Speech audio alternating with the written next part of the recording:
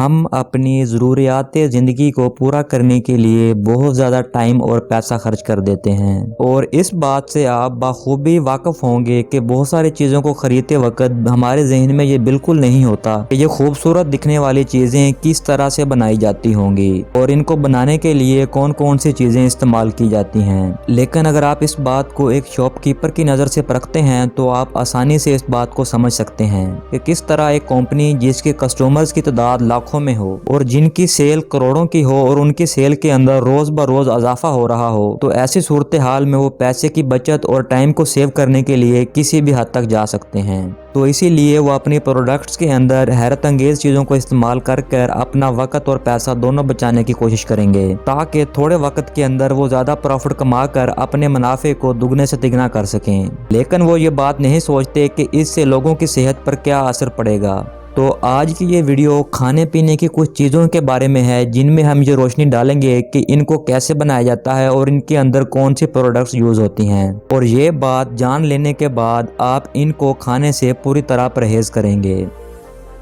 वो लोग जो अपनी सेहत का अच्छे से ध्यान रखते हैं उनको पता ही होगा कि प्रोसेस्ड किए हुए फूड सेहत के लिए अच्छे नहीं होते, लेकिन बाज़ औक़ात कभी ना कभी किसी इमरजेंसी या शौक की वजह से वो भी ऐसी प्रोडक्ट्स खाने पर मजबूर हो जाते हैं। लेकिन क्या आपको पता है कि इन चीज़ों के अंदर कुछ ऐसी चीज़ें भी इस्तेमाल की जाती हैं जो कि आपके लिए परेशानी का बायस बन सकती हैं। आमतौर पर मार्केट में दस्तयाब ब्रेड और उनसे बनाए जाने वाले प्रोडक्ट्स में L-सिस्टीन केमिकल इस्तेमाल किया जाता है। ब्रेड को बनाने के लिए सबसे पहले आटा गूंदने से ही काम शुरू किया जाता है और आटा गूंदते वक्त ही L-सिस्टीन को इसके अंदर शामिल कर दिया जाता है और गूंदे हुए आटे को नरम रखने के लिए ही उसके अंदर L-सिस्टीन का इस्तेमाल किया जाता है ताकि मशीन के अंदर प्रोसेस्ड होने के लिए इसको किसी भी शक्ल के अंदर तब्दील किया जा सके, जिससे केक और ब्रेड्स दिखने में बहुत ज़्यादा नरम और खूबसूरत बन जाते हैं। लेकिन सबसे हैरानकुन बात यह है कि L-सिस्टीन केमिकल को बनाने में इंसानी बालों का इस्तेमाल किया जाता है। जी हाँ, और दुनिया में ज़्यादातर L-सिस्टीन जापान और चीन की कंपनियां ही बनाती हैं, जिसको अक्सर खवातीन के सेल करदा बालों से तैयार किया जाता है। इसके अलावा कुछ ऐसी कंपनीज भी हैं जो कि परिंदों के परों से इस केमिकल को तैयार करती हैं। अगर एक आम इंसान के नज़रिए से देखा जाए तो देखने में यही लगेगा कि चिप्स के अंदर पोटैटो के अलावा और क्या हो सकता है। ये तो आम सी बात है कि पोटैटो से बनी चिप्स हमारी सेहत के लिए अच्छी नहीं है, क्योंकि इसमें मौजूद सोडियम और फैट हमारे जिस्म के अंदर चर्बी को बहुत ज़्यादा बढ़ा देती हैं। लेकिन इसको ज़्यादा टेस्टी बनाए जाने की वजह से ही लोग इसको खाते हुए ज़रा भी नहीं हिचकिचाते। घर में बनाई जाने वाली चिप्स और आम छोटी मार्केट्स में बनाए जाने वाले चिप्स से हटकर इस चिप्स की अगर बात की जाए तो इस चिप्स को बनाने में ज़्यादातर कंपनियां सोडियम बाइसल्फेट ही इस्तेमाल करती हैं और इस केमिकल को नहाने धोने वाले प्रोडक्ट्स में ज़्यादातर इस्तेमाल किया जाता है, क्योंकि सोडियम बाइसल्फेट सिर्फ और सिर्फ बैक्टीरिया को किल करने में नुमाया काम करता है। और चिप्स बनाते हुए इसको इसलिए इस्तेमाल किया जाता है कि चिप्स को बनाते और बाद में देर तक स्टोर करने के लिए चिप्स के ख़राब होने का अंदेशा ना हो